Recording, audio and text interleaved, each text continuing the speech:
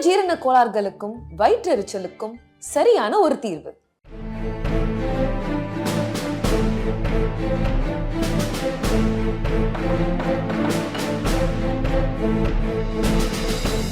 டோலிவுட்ல என்ன ஒரு சலசலப்பு மாதிரி போயிட்டு இருக்கு அப்படின்னா வந்து சங்கர் அவர்கள் இந்த கேம் சேஞ்சருக்காக கொஞ்சம் பட்ஜெட்டை அதிகம் பண்ணிட்டாரு அப்படின்ற மாதிரி அந்த ப்ரொடியூசர் ஃபீல் பண்றாருன்ற மாதிரி ஒரு சலசலப்பு அங்க போயிட்டு இருக்கு.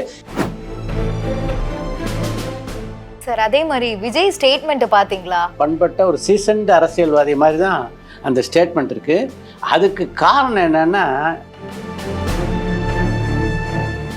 ரஜினிக்கு வந்து இந்த மாதிரி ஒரு விஷயம் ஏற்பட்டதுக்கு உடல்நிலை ஏற்பட்டதுக்கு காரணம் வந்து லோகேஷ் கனகராஜ் தான். ஆனால் லோகேஷ் கனகராஜனுடைய பேட்டியில் 2-3 விஷயங்கள கிளாரிட்டி இல்லாத மாதிரி எனக்கு தோணும். அவர் சொல்கிறாரு, ஏற்கனவே நாங்கள் வந்து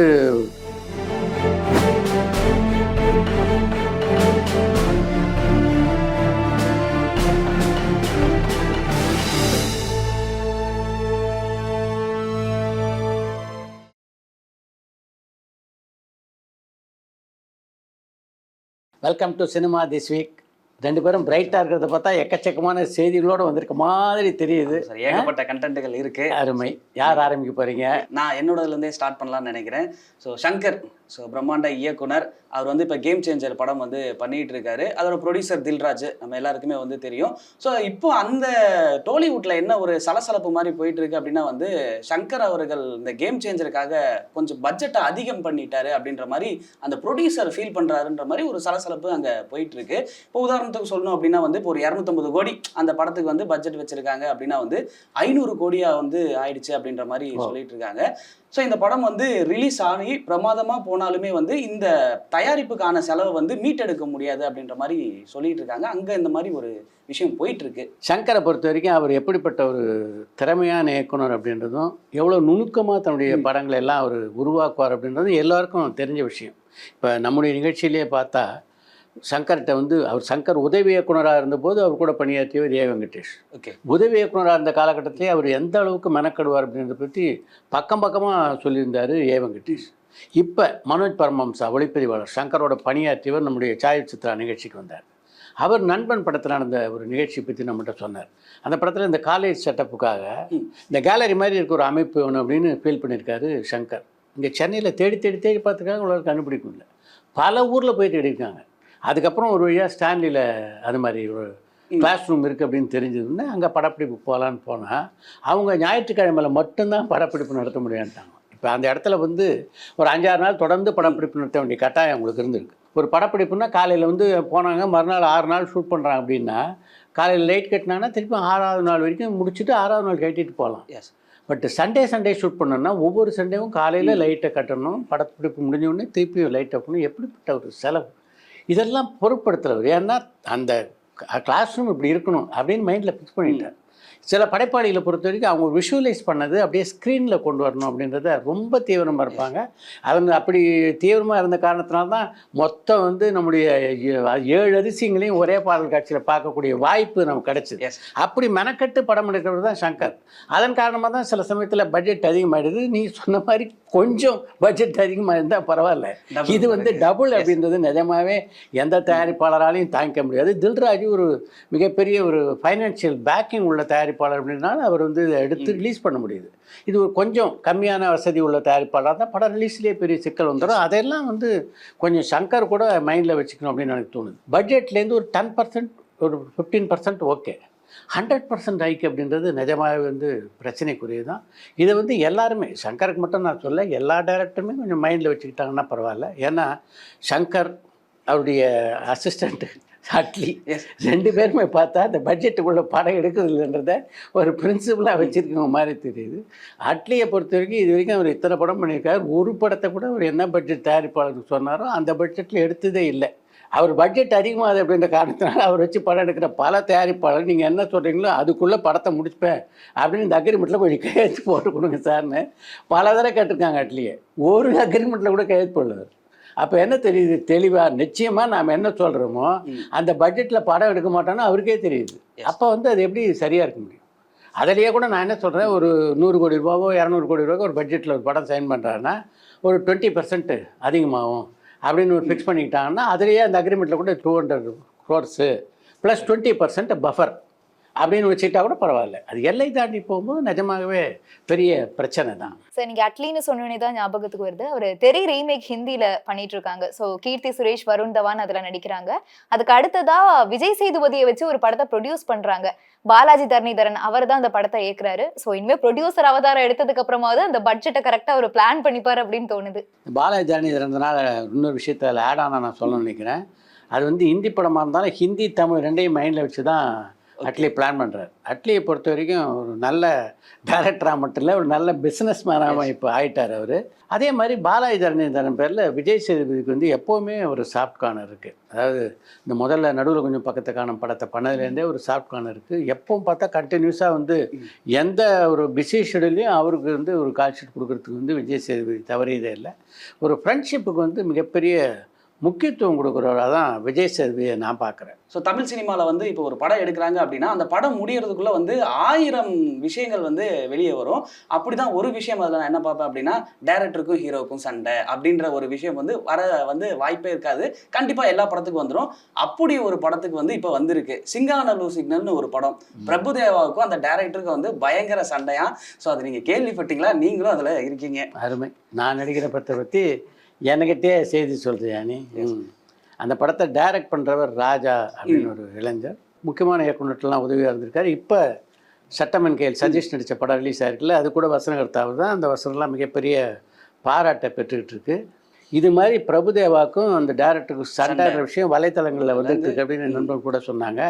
இது மாதிரி ஒரு நியூஸ் வந்துக்கிட்டு இருக்கிறத அந்த டைரக்டர் ராஜாவுக்கு சொன்னது யார் தெரியுமா? யார் சார்? பிரபுதேவா. அவர் தான் ஃபோன் பண்ணி, என்னப்பா உனக்கு எனக்கு பெரிய சண்டையாமல் இது மாதிரி தான் நியூஸ் போட்டிருக்காங்க அப்படின்னு. பிரபுதேவாவும் ராஜாவும் எனக்கு தெரிஞ்சு நாளைக்கு ஒரு தரமாவது ஃபோனில் பேசிக்காமல் இருக்கிறதே இல்லை. அந்த அளவுக்கு 2 பேருக்குள்ள ரேப்போர்ட் இருக்குது. சிங்காநல்லூர் சிக்னல் இருக்குது. அது ஏறக்குறைய 6-7 அடி படம் வளர்ந்துருச்சு. அந்த 6-7 அடியும் போட்டு பார்த்துட்டார் பிரபுதேவா. படம் ரொம்ப அவருக்கு பிடிச்சிருக்கு. அதில் வந்து அவர் இந்த ராஜா மேலே ஒரு புரிந்த மரியாதை இருக்குது. அது இன்னும் கொஞ்சம் கூடியிருக்கு. இதுதான் இப்போ அவங்க 2 பேருக்குள்ளே இருக்கிற ரேப்போர்ட். அப்படி இருந்து எப்படி தான் இது மாதிரி செய்திகள் வெளில வருதுன்னு எனக்கு தெரியல. பிரபுதேவா எப்போ ஃபோன் பண்ணாலும் எடுத்து பேசக்கூடிய ஆள். இது மாதிரி ஒரு செய்தி வந்துன்னு அவருக்கே ஃபோன் பண்ணி இந்த நண்பர்கள் கேட்டுக்கலாம், அவரே சொல்லியிருப்பார். இல்லைன்னா இந்த டைரக்டர் ராஜாவை கூப்பிட்டு கேட்டுக்கலாம், என்னப்பா உனக்கு அவருக்கும் பெரிய சண்டையாமன்னு அவர் இப்போ நான் சொல்கிற விஷயத்த சொல்லியிருப்பார். ஆனாலும் சில பேரை பொறுத்த வரைக்கும் இந்த தலைப்பு போகிறதுக்கு ஒரு செய்தி கிடச்சிச்சுன்னா அதை ஃபோன் பண்ணால் மிஸ் ஆகிடும். இல்லை சார் எங்களுக்குள்ளே சண்டை இல்லைன்னா இந்த செய்தியை போட முடியாதுல்ல, போட்டாலும் இப்படி ஒரு தலைப்பு கொடுக்க முடியாதுல்ல, 2 பேருக்கு மோதல் அப்படின்னு தலைப்பு கொடுக்க முடியாதுல்ல. அதன் காரணமாகவோ என்னவோ பல பேர் வந்து யாரையும் ரெஃபர் பண்ணுறதே இல்லை. இப்போ ஹிந்துலேயோ ஆனந்த உடனேயோ குமுதத்துலேயோ முன்னெல்லாம் செய்திகள் ஒருத்தரை பற்றி வந்து நான் உடனடியாக அந்த ஆளுக்கு ஃபோன் பண்ணுவேன். அதுலேயே கடைசியில் இல்லை அவரை தொடர்பு கொண்டு இதை பற்றி பேச நாங்கள் முயற்சி செய்தோம். அவர் எங்களுக்கு தொடர்புல வரல. வந்தவுடனே அவர்கிட்ட கேட்டு நாங்கள் அவருடைய விளக்கத்தையும் பிரசுரிக்கிறோம் அப்படின்லாம் கூட போடுவாங்க. ஆனால் இப்போ இருக்கிறவங்க ஏதாவது என்ன காரணத்தாலோ தெரியல, அதெல்லாம் பண்ணுறதே இல்லை. சார் அதே மாதிரி விஜய் ஸ்டேட்மெண்ட் பாத்தீங்களா? அவர் கொடுத்திருக்கிற அந்த ஒரு ஸ்டேட்மெண்ட்ல ஒரு பக்கா அரசியல்வாதியா ஒரு க்ரூம் ஆகிட்டாரு அப்படிங்கறதே தெரிய வந்திருக்கு. அவர் என்ன சொல்லியிருக்காங்கன்னா, இப்போ நான் ஒன்னும் சும்மா கடமைக்கெல்லாம் வந்து கட்சியை ஆரம்பிக்கல, தெளிவா என்ன பண்ணணும், மக்களுக்கு என்ன செய்யணுங்கிற அந்த ஒரு கொள்கையோட தான் ஸ்டார்ட் பண்ணியிருக்கேன். அதனால நம்மளை விமர்சிக்கிறவங்க எல்லாருக்குமே இது ஒரு பதிலடியா இருக்கும். அண்ட் முக்கியமா ரசிகர்கள் நீங்க என்னதான் கொண்டாட்டங்கள்ல ஈடுபட்டாலும் எல்லாமே டிசிப்ளின்டா இருக்கணும் அப்படின்னுமே சொல்லியிருக்காரு. ஸோ அவர் அந்த இது நாள் வரைக்கும் அரசியல்ல அவருக்கு கிளாரிட்டி இல்லை அப்படின்னு தான் நிறைய பேர் சொன்னாங்க. ஆனா அவருடைய கடிதத்துல ரொம்பவே கிளாரிட்டியா அவர் பேசியிருக்காரு. உண்மைதான். ஒரு ரெகுலரான, இன்னும் சரியா சொல்லணும்னா பண்பட்ட ஒரு சீசன்டு அரசியல்வாதி மாதிரி தான் அந்த ஸ்டேட்மெண்ட் இருக்கு. அதுக்கு காரணம் என்னன்னா, அரசியல்ல இன்னைக்கு தான் விஜய் குதிச்சிருக்காரு. ஆனால் குதிக்கணும்னு அவர் முடிவெடுத்தது இருக்குல்ல, அது ரொம்ப நாளைக்கு முன்னாடி. அதனால் அப்போலேருந்தே ஒரு மைண்டில் அந்த விஷயம் இருக்குல்ல, அதனுடைய கிளாரிட்டி தான் அந்த அறிக்கையில் தெரியறதா நான் பார்க்குறேன். அதே மாதிரி அதில் அப்படியே ஒரு பாயிண்ட் ஒன்று இருக்குது, அதையும் நான் சொல்லணும்னு நினைக்கிறேங்க. விஜய் வந்து ஏடிஎம்கேவோட வந்து சேர போகிறாரு அப்படின்ற மாதிரிலாம் சொல்லிக்கிட்டு இருக்காங்க. ஸோ அதுதான் வந்து எப்படி நடக்க போகுதுன்னு நானும் யோசிச்சு முதல்ல டூரிங் டாக்கிஸ் நிகழ்ச்சியை சோஷியல் டாக்கிஸ் நிகழ்ச்சி ஆக்கிடுவோம் போல தெரியுது. அதை அங்கே பேசலாம். ஓகே, இங்கே சினிமா விஷயத்தை பேசுவோம். அடுத்து ஒரு விஷயம் வந்து ஞாபகத்துக்கு என்ன அப்படின்னா வந்து, எப்போதுமே ஒரு தரப்பில் வந்து ஒரு விஷயம் வந்து சொல்கிறாங்க அப்படின்னா ஆப்போசிட்டில் இருக்கவங்க வந்து எதுவுமே பேச மாட்டாங்க.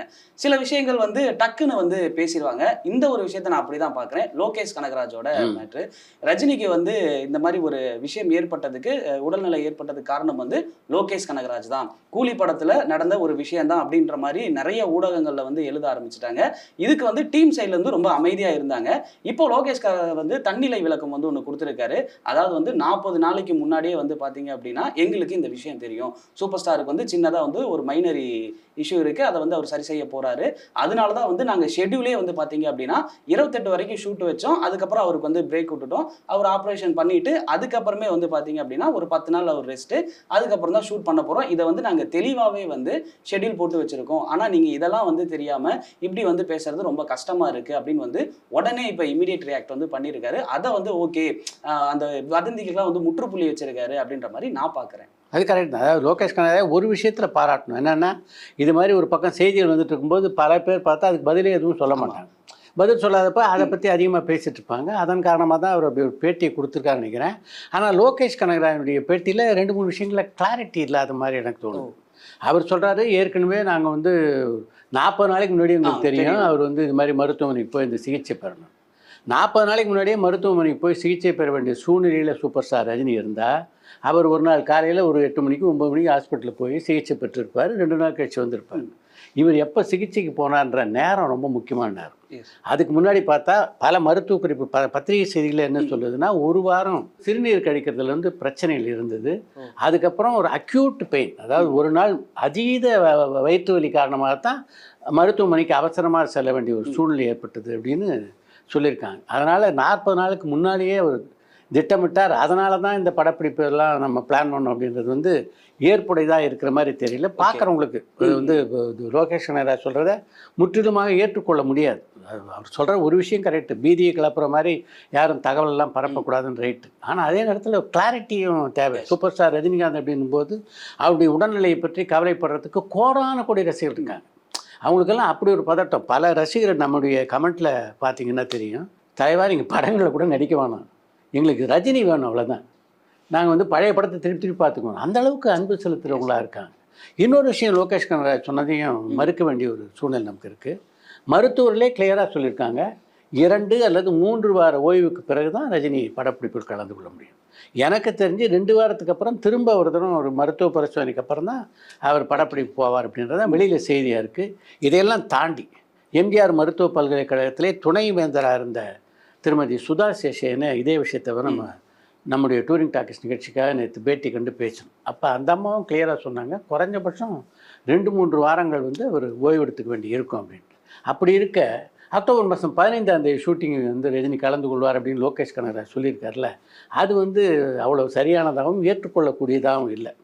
ரசிகருடைய பதட்டத்தை தவிர்க்கணும் அப்படின்றதுக்காக அவர் சொல்லியிருக்கலாம். ஆனாலும் இது போன்ற விஷயங்களை இன்னும் கொஞ்சம் கிளாரிட்டியோட இந்த எக்ஸாக்ட் டேட்டு நம்ம மருத்துவமனைக்கு ஒரு போனோட தெரியும் மாதிரியே 2 வாரம் ஒரு ஓய்வு எடுக்கணும்னு தெரிஞ்ச விஷயம்தான். அவரே வந்தால் கூட நாங்கள் 2 வாரத்துக்கு வேறு வந்து நீங்கள் படப்பிடிப்பு வர வேணாம் தான் சொல்லுவோம், 2 வாரம் கழிச்சு நவம்பர் 1ஆம் தேதி படப்பிடிப்பு நடத்தலாம் சார், என்ன அவசரம், இதெல்லாம் தாண்டி உங்கள் ஹெல்த் தான் முக்கியம் அப்படின்னு சொல்லுவோம் அப்படின்னு சொல்லியிருந்தாருன்னா இன்னும் கொஞ்சம் சரியாக இருந்திருக்கும் அப்படின்றது என்னுடைய எண்ணம். சார், விஷாலை பொறுத்தளவுல முன்னாடி எல்லா சின்ன சின்ன விஷயத்துக்கும் ரியாக்ட் பண்ணுவாரு, நிறைய விஷயங்கள் பேசுவாரு, சமூக வலைத்தளங்கள்ல நிறைய கருத்துக்களை தெரிவிப்பாரு. ஆனா இப்போ ஒரு சைலண்ட் மூட்லயே இருக்கிற மாதிரி இருக்கு அவரு. அவரு எதுக்குமே பெருசா ரியாக்ட் பண்றது இல்ல, தன்னை பத்தி ஏதாவது சொன்னாலும் எதுவும் கண்டுக்கிறது இல்ல. ஏன் அவர் இப்படி ஆகிட்டாரு? சைலண்ட் போர்டில் மற்ற பொது பிரச்சனைகள் பற்றி குரல் கொடுக்காம இருந்தால் பரவாயில்ல, அவருடைய கெரியர் விஷயத்துலேயே அப்படி தான் இருக்காருன்னா பல பேருக்கு டிசப்பாயின்மெண்ட்டாக இருக்குது. இன்றைக்கி வந்து தமிழ் சினிமாவில் உள்ள ஒரு பிரைட்டான ஒரு ஆக்ஷன் ஹீரோ வந்து விஷால். அவர் சைன் பண்ண நினச்சார்னா ஒரு 4-5 படம் தொடர்ந்து சைன் பண்ணலாம். அதாவது முதல் நிலையில் இருக்க அஜித்தே பார்த்தோம்னா அடுத்தடுத்து தன்னுடைய படங்கள்லாம் என்னென்ன அப்படின்றத திட்டமிட்டு செயல்படுறாரு. அதே மாதிரி தான் விஜய். ஒரு படம் முடியறதுக்கு முன்னாடியே அவருடைய அடுத்த படத்தை பற்றி முடிவெடுத்துருவார். இந்த 69வது படமே பார்த்தா 67வது படம் நடிக்கும் போதே முடிவெடுத்த படம் தான். இப்படி கிளாரிட்டியோடு எல்லோரும் இருக்காங்க. ஆனால் விஷாலுக்கு ஏன் அந்த கிளாரிட்டி இல்லை? வருஷத்துக்கு இந்த ஒரு வருஷத்துக்கு 3 படம் 4 படம் நடிக்கணும்னா அவரை வச்சு படம் எடுக்கிறதுக்கு பல தயாரிப்பாளர் தயாராக தான் இருக்காங்க. இவரோட இந்த படம் இந்த மாதத்தில் எடுக்க போகிறோம், அவரோட அந்த படம் அடுத்து 3 மாதம் கழிச்சு எடுக்க போகிறோன்னு பிளான் பண்ணலாம்ல. அதை ஏன் பண்ண மாட்டான்றார் அப்படின்னு எனக்கு தெரியல.